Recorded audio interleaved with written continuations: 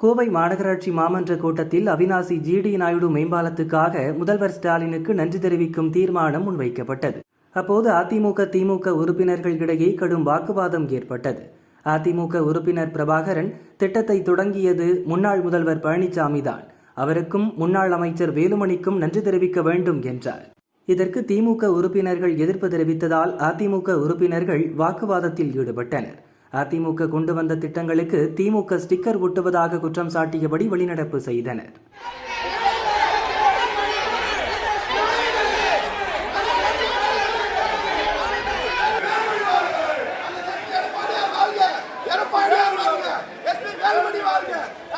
வேலுமணி வாழ்க!